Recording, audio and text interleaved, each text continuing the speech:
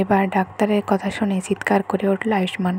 কুসুম ধারাবাহিকের নতুন নতুন আপডেটগুলো পেতে ফেসবুক পেজটি ফলো দিয়ে সাথে থাকুন। ভিডিওটি ভালো লাগলে অবশ্যই একটা লাইক দিয়ে ভিডিওটি শেয়ার করে দিন। নতুন পর্বের আপডেটে আমরা দেখতে পাবো যে কুসুম যখন ইন্দ্রাণীর হাত থেকে প্রসাদটা নিতে যায় তখনই কুসুম অজ্ঞান হয়ে পড়ে যায়। তখন কুসুমকে কোলে তুলে নিয়ে গাড়িতে বসায় আয়ুষ্মান এবং সে বুঝতে পারে যে তাকে সাপে কামড়েছে। সকলে বুঝতে পেরে যায় যে কুসুমকে সাপে কেটেছে। এটা জানার পরে ইন্দ্রাণী বলে যে দেরি করাটা ঠিক হবে না, অনেকক্ষণ হয়ে গেছে সেই সাপের বিষয়টা, আমার মনে হয় কুসুমের সারা শরীরে বিষ ছড়িয়ে পড়ছে। তখন আয়ুষ্মান তাড়াহুড়া করে গাড়িতে করে কুসুমকে নিয়ে আসে এবং সারা রাস্তা কুসুমকে জাগিয়ে রাখার চেষ্টা করে, কিন্তু কুসুম কোনোভাবেই জেগে থাকতে পারছে না, কারণ তার সারা শরীরে বিষ ছড়িয়ে পড়ছে, তাই সে ঘুমিয়ে পড়ছে। তখন আয়ুষ্মান বলে যে যেভাবেই হোক তোমাকে জেগে থাকতে হবে কুসুম।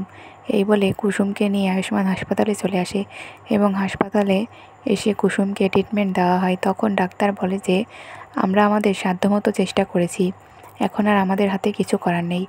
এবার যদি ওনার জ্ঞানটা ফিরে তাহলে ভালো, না হলে আমাদের কিছু করার নেই। এই কথা শুনে আয়ুষ্মান চিৎকার করে ওঠে। এদিকে কুসুমের বাবা তো কান্নাকাটি শুরু করে দেয়, বলে যে আয়ুষ বাবা এবার কি হবে, তাহলে কি কুসুম সুস্থ হবে না? তখন আয়ুষ্মান বলে যে ডাক্তার আপনি ভালো করে দেখুন যে কুসুমের যাতে তেমন কোনো কিছু না হয়। ডাক্তার বলে যে আমি তো আপনাকে বললাম যে আমরা আমাদের সাধ্যমতো চেষ্টা করেছি, এখন শুধু জ্ঞান ফেরার অপেক্ষা, এখন যদি জ্ঞানটা ফিরে তাহলে ভালো। আসলে ওনার শরীরে অনেকক্ষণ ধরে এই বিষটা ছড়িয়ে পড়েছে, যদি আপনারা আগে নিয়ে আসতেন তাহলে আমরা দেখতাম, কিন্তু অনেক দেরি করে ফেলেছেন আপনারা, ওনার আমাদের হাতে কিছু করার নেই। ডাক্তারের মুখে এই কথা শুনে সকলে আশা ছেড়ে দেয়। তো বন্ধু, এবার কি তাহলে সুস্থ হবে না কুসুম? আপনাদের কি মনে হচ্ছে কমেন্টের মাধ্যমে জানিয়ে দেবেন। ভিডিওটি ভালো লাগলে অবশ্যই একটা লাইক দিয়ে ভিডিওটি শেয়ার করে দিবেন। ভিডিওটি দেখার জন্য আপনাদের সকলকে ধন্যবাদ।